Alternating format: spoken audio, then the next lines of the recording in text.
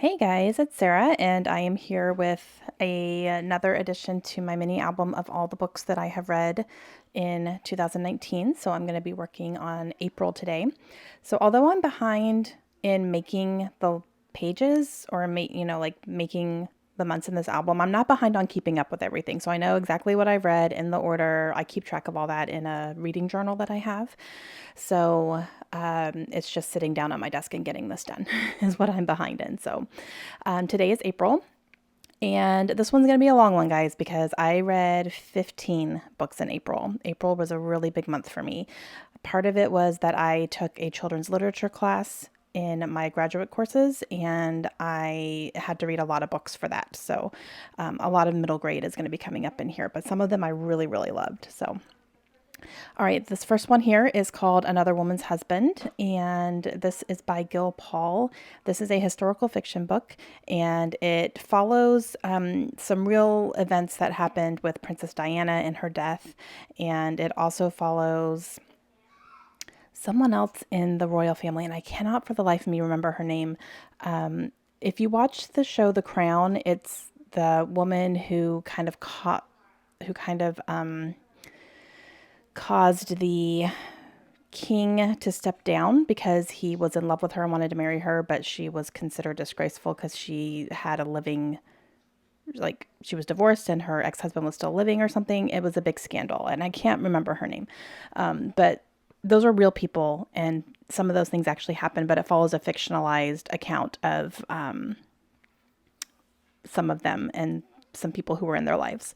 I really, really enjoyed it. It does follow a dual timeline, so it goes back and forth between 1997, which is when Princess Diana died, and in the early 1920s, which is the other character. So it was really good. I really liked it. And so for this one, I picked some orange because there is orange on the book cover there, and I'm just going through and anything that's kind of orangey or has those tones and that's standing out to me, I'm grabbing those. No real rhyme or reason for this one, to be honest, just kind of some stuff that goes together that I can throw on here. And I'm going to use my stars. I remember my stars this time, and I gave this one 4 stars. I really, really liked it. And then I'm going to go ahead and write down kind of my thoughts on the book, which is what I'm going to do throughout this entire album. And I'm stopping a little bit. I tried to get most of this out, but I'm watching a very intense Game of Thrones season while I'm making this month. And I'm not kidding you. I had over 3 hours of footage for this. That's how long it took me to get April done, because I kept stopping and watching the show and stopping and crying. And oh my gosh, it was a whole thing. I was a mess. So, but yeah. Okay, next book here is The One and Only Ivan. This is one I read for my class, and this one follows a gorilla and an elephant, and they are living in a kind of a carnival almost situation, but they don't feel like they belong there, especially the gorilla, and that's Ivan. So you follow Ivan's inner dialogue, and he's trying to come up with a plan to get moved to a zoo because he feels like that's where he belongs, and that is where he will be happy and kind of serve his life's purpose. And it's so funny because you're getting a perspective of a gorilla, and kind of how he views humans, which is really funny. And I really liked it. I enjoyed it. This one I listened to on audiobook as well, and the audiobook was good. I really liked the narrator for it. But this one is by Catherine Applegate, and she's a wonderful writer. I would actually like to read more from her. But this is kind of considered a little bit of a children's classic as well. Kind of a more modern classic, I guess you could say. But I gave this one 4 stars. I really did enjoy it. And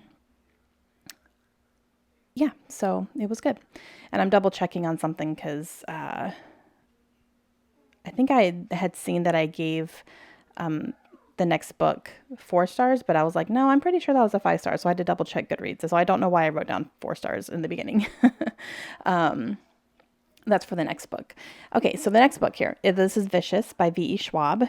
And this one is I guess it's more adult. It's a sci-fi, and it follows people who are extraordinary is what they're called.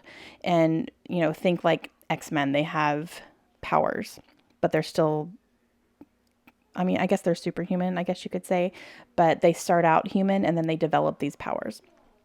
And we follow our two main characters who are Victor and Eli, and they are in, I believe, graduate school when they meet, or they meet in college, but they go on to graduate school and they're starting to work on their thesis. And one of them claims that he has figured out how he can create extraordinary people and extraordinary powers. And they decide to experiment on themselves and they become extraordinary people, but they kind of become villains. And it's a whole like battle type thing. It was so good. I mean, it was very much, X-Men, Agents of S.H.I.E.L.D., stuff like that. Gave me very big vibes of those two things. And I really enjoyed it. It was action packed. The characters were super complex. You weren't sure who to root for because no one was really good. And I absolutely loved it. So I gave that one 5 stars. I was really surprised at how much I really enjoyed that one. Okay, the next one is Hatchet by Gary Paulson. This is a middle grade that is kind of a classic as well. And I read this for my class. And this one is a survival in the wilderness story. It's a young boy, I believe he's 13. He's on a private jet to go, I think, to visit his dad or something. And a friend of his is, flying him out there. And the pilot of the plane has a heart attack, and the plane goes down in the middle of the wilderness in Canada. And this young boy, Brian, is having to survive, and he's all by himself. It was really good. I really enjoyed it. I don't think it was as good as I wanted it to be, I think my expectations were a little bit too high because everybody just loves this book so much. It's on the Great American Reads and everyone raves about it. And I read it and it was fine. I guess I just wasn't as enthralled as a lot of other people were, but I did give it 3 stars. It was good. I could definitely see why people really like it. And even my daughter Kaylin has read it. They read it in school last year. So okay, next one is another middle grade, Aru Shah and the End of Time, and this is by Roshani Chachki. And this one is one that I stole off of Kaylin's bookshelf because she read it and absolutely loved it. And then I read it for my class as well because it fits some of the prompts I was needing to find books for. So this one is a young girl, and she is kind of notorious for being a liar. And she lives in a museum where her mother works, and it's a lot of, ancient artifacts and stuff. And then she accidentally sets off a magical being that shows up in the museum, and it's not good. It's, kind of like an evil type thing. And she realizes that there's this whole other world within the museum that she can travel to, and there's powers and magic and all that stuff. And she kind of gets the responsibility of, keeping this evil being from coming in through the museum and taking over Earth. So it was good. It's based a lot on, I believe, Middle Eastern or Indian folklore. I think it's Indian folklore. It was very entertaining. It had a really great character that I loved. He was actually a bird. And yeah, it was good. I enjoyed it. There is more in that series. That's number one in a series. I don't know if I'll continue on with it or not, but I enjoyed it when I read it. Okay, the next one is another one off Kaylin's shelf, and this is The Lost Track of Time by Paige Britt. This is one of Kaylin's favorite books, and it follows a young girl who is very overscheduled in her time. Her mother is very much, to the minute. Her days are planned out. There's no downtime, not a lot of time for fun, not a time for relaxing, and it doesn't work for her very well because she wants to be a writer. So, she is struggling big time, with that and not having any time to do what she really wants. And she takes solace in a woman who lives down the street. And it gets to a point one day where, this young girl looks like she's going to lose it. And so the woman invites her into her house, and she ends up getting transported to a magical land where time is in danger of, being the same way that her life is in this magical land. So she's trying to help the people of this land not be under the same constraints that she's in. It's basically sucking the fun out of everything. So It was good. I gave it 3 stars. It wasn't fantastic. I thought it was entertaining. I could definitely see why kids would love it. And so, yeah, I gave it 3 stars. And I started on the wrong end of that one, but that's okay. There's still 3 stars colored in.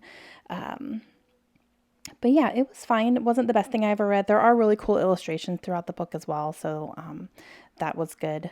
But it was entertaining. And I could definitely see, why Caitlin and other kids would like it. So there is that one. Next one is a Foxheart, and I actually think this is a different day. I think I did this over 3 different days. Okay, Foxheart by Claire Legrand. I loved this book. This one follows a young girl who is an orphan, and she is very stealthy. And then she finds out in a very, very cool way that she's actually the descendant of a witch, and she actually has powers as well. And she realizes that one night when she accidentally witnesses something she shouldn't be witnessing. And then she meets up with a young boy and they go on this adventure together. And there's also a dog there. And I could not put this book down. I loved it so much. It was very action packed and funny, and I loved it. Claire Legrand is definitely an author that I have been really enjoying. So that was a great middle grade one as well. All right, and then I read the first book in the Percy Jackson series by Rick Riordan, and this one is called The Lightning Thief. And this is a series I've always wanted to start. I had just never done it, and so I took the excuse of, being in this class to go ahead and get started on that book series. So I read the first one and I was really surprised at how much I enjoyed that book. I thought it was going to be good, but oh my gosh, I loved it. It was funny. I loved Percy as a character. He's very sassy. He's got, a lot of funny, witty comments, and his friend group is really great. And you really see them come into their own, and they're going on these adventures because, Percy finds out that he's actually related to a god. And so you do see some of the Greek gods come out as well. This is all based on the Greek mythology, like, Zeus and Poseidon and Athena and Hades and all the, Greek gods and stuff. And it was really, really entertaining. There was a lot of action in it. It was cool. I really liked it. I was, again, surprised at how much I did. But so I took an octopus there that was on a piece of paper and I punched it out. And that really kind of goes even with the cover because he's in the middle of the sea. So yeah, I thought that was cute. I really like how this card ended up looking, and the colors go really nicely. So I gave this book 4 stars. I did listen to it on audiobook as well, which was great. The audiobook was actually pretty good. And yeah, I enjoyed it. I'm definitely going to continue on with that series. It's probably something, I don't know if I'll buy him or not. I got the first one from the library and then listened to it as well. But yeah, we'll see if I end up buying a set or something. I might, because I think Kaylin would probably enjoy them too. But we'll see. Maybe if I can find a good sale or something. And so I got that done. And then the next one here is going to be An Anonymous Girl by Greer Hendricks and Sarah Pekkanen.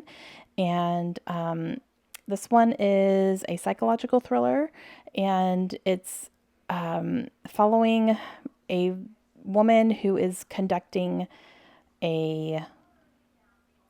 oh gosh, I don't even know how to describe it. Not a survey, but like a study, I guess, at a college. And our main character decides to apply for it because you get paid to participate in the study, and she's really, strapped for money. She needs cash. So it's kind of like easy money, and she literally gets paid just to sit at a computer and answer some questions. However, nothing is as it seems, and it's, too good to be true. There's a reason for that, right? So you kind of find out what this woman is actually up to and why she's doing the study and everything, and becomes a little bit scary and kind of crazy stalkerish.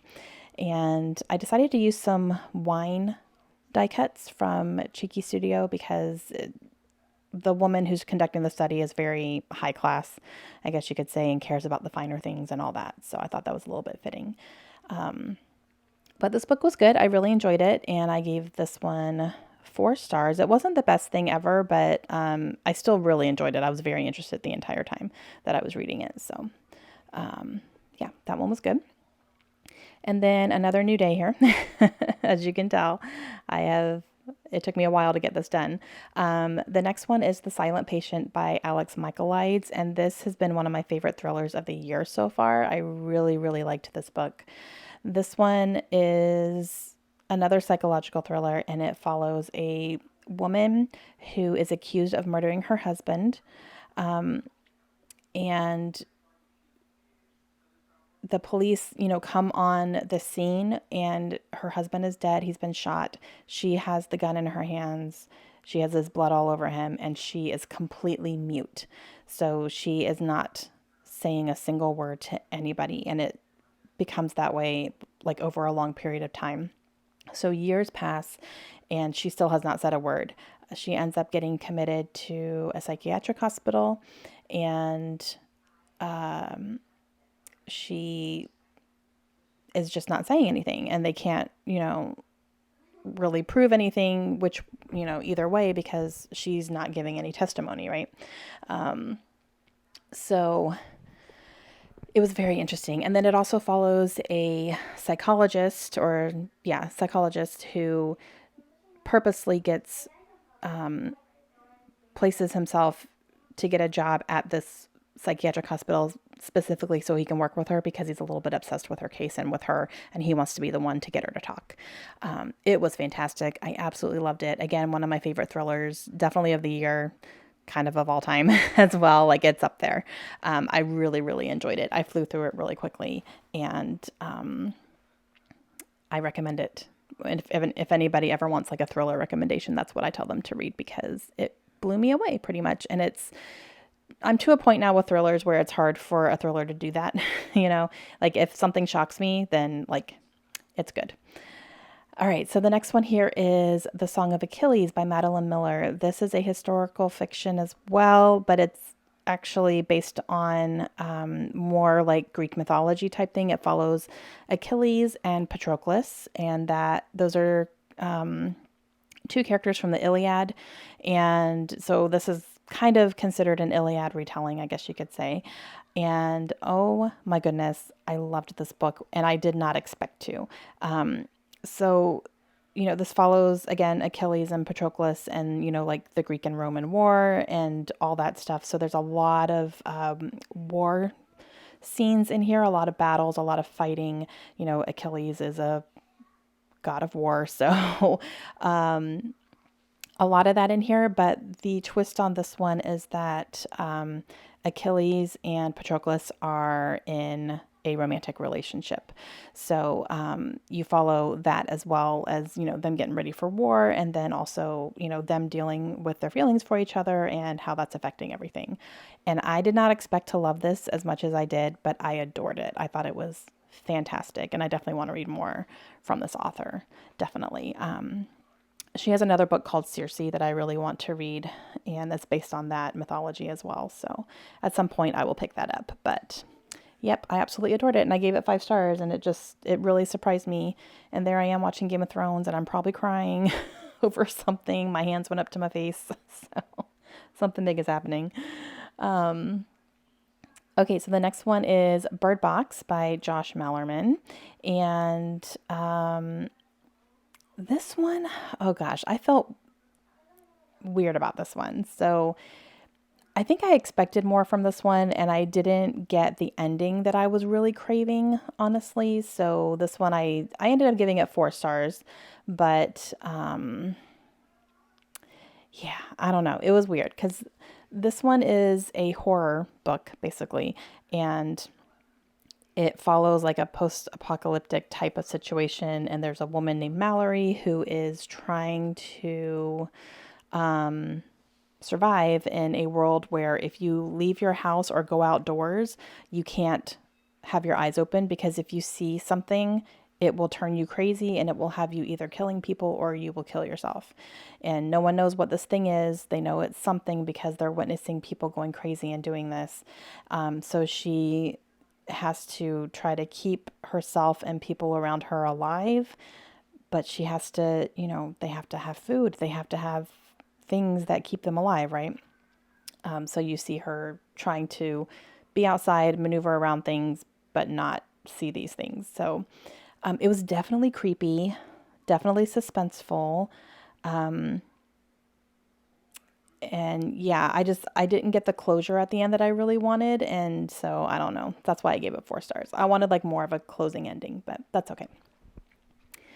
Okay, the next one is My Father Left Me Ireland. This is by Michael Brendan Doherty. This is a nonfiction book that was sent to me from the publisher to review, and I did read it. It's based on a series of letters that the author wrote to his father, who it was kind of an absent father, and he lived in Ireland, and his mother was American. So his mother and him moved back to America, and the father did not come.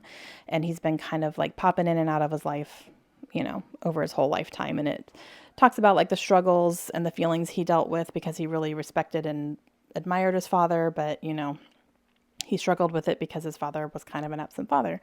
And how does he feel about that? So this one was okay. I gave it 3 stars. There were definitely parts of it that I enjoyed, but I had a hard time, like, I guess, kind of caring, which sounds awful because this is a nonfiction. And I don't know who the author is. So I had a hard time like really connecting with that. And then some of the letters that he included in here that he was writing to his dad, I had a hard time believing that's what he really wrote because it seemed like people don't write letters like that. You know what I mean? So I had a hard time connecting with it. So I did give it 3 stars. But I did enjoy like when he was talking about his childhood and stuff. So there's that one. And then the next one is Throne of Glass by Sarah J. Maas. This is the first book in the Throne of Glass fantasy series. It's a young adult fantasy series, and it follows our main character named Selena, and she is an assassin. And in the beginning of the first book, she has been captured. She is in kind of a death camp, prison type thing. And then one day the crown prince shows up and says, if you will be my representative to be in this contest for the king to become his assassin. If you win this contest, then you will serve a certain amount of time as the king's assassin, and then you will get your freedom after that. You don't have to come back here. So she takes him up on that offer, and she goes to be in this contest to become the king's assassin. And I loved it. Now, this was a reread for me. I did read this a few years ago, but I decided to read through the entire series this year because I've never read through the entire series yet. So I'm rereading the first couple that I had read, and then I'm going to continue on and read the whole thing. And reading it the second time, I enjoyed it a lot more than the first time. So that was really good. Okay, next one is The Home for Unwanted Girls by Joanna Goodman. This one is based on actual things that happened in Canada, and it follows a young girl who gets pregnant and is forced to give up her baby. And so the baby goes and lives in an orphanage, and then you find out, you follow like what happens to this child, and then also what's happening with the young mother as well over the course of her lifetime. The things that were happening with the child were so heartbreaking, the way that she was being treated in these orphanages. And the sad thing is that the government was encouraging it. And these types of things really happened in Canada around this time frame under a certain, what are they called in Canada? Is it Prime Minister? And yeah, so that was really hard because I actually was Googling some things about him and, these occurrences. And yeah, these things really did happen. It was hard to read about, just knowing that, this is based on actual events. And it was heartbreaking. So the story was really good and, definitely hard to read at some points, but ultimately I really ended up enjoying it. And I gave this one 4 stars. And So when you see me doing this, that means I have a slot in my book where it's a 4x6 slot. So I'm just putting these down so that they look like they're side by side. And then the last one that I have here is Rebecca by Daphne du Maurier. And Rebecca is a classic thriller. It's kind of considered one of the first psychological thrillers. I think it really messes with your mind. It was written a very long time ago. And it follows a man and a woman who start a relationship. The man is widowed. His wife had passed away. And you see him meet this new woman, and they fall in love very quickly and get married very quickly. He takes her back to his manor that he lives in, which is called Manderley, and it's kind of an infamous place because of his wife and things that happened there and with her death and everything. And you see the new wife struggle to fit in because everybody there, still talks about Rebecca, which was his deceased wife. And so she kind of feels like she's in a competition with this dead woman, basically. It was fantastic. I really, really loved it. This is a book I would reread again at some point in my life, probably. And it definitely kept me guessing, and I didn't really see where anything was going, and I really, really ended up liking it. The writing is fantastic as well. And yeah, I definitely want to read more from Daphne du Maurier. So I'm glad I read that because that has been something that a lot of people were telling me that I would like, and they were right. I really did enjoy it. So I'm going to go ahead and put this in here, and that is going to be all that I read in April. So here's a little look at everything from the start to finish. So I read a lot in April. A lot of it was for my class, so that was a big part of it. And it was a good month. I have not read this much since, though. So next month will be shorter, and the month after will be shorter. But yeah, this one was a good one. And even the middle grade books that I read, I really ended up enjoying. So it was good. Okay, so that's going to be it for me today. I hope you enjoyed it. Let me know if you have any questions, and I will see you guys again very soon. Hope you have a great day. Bye.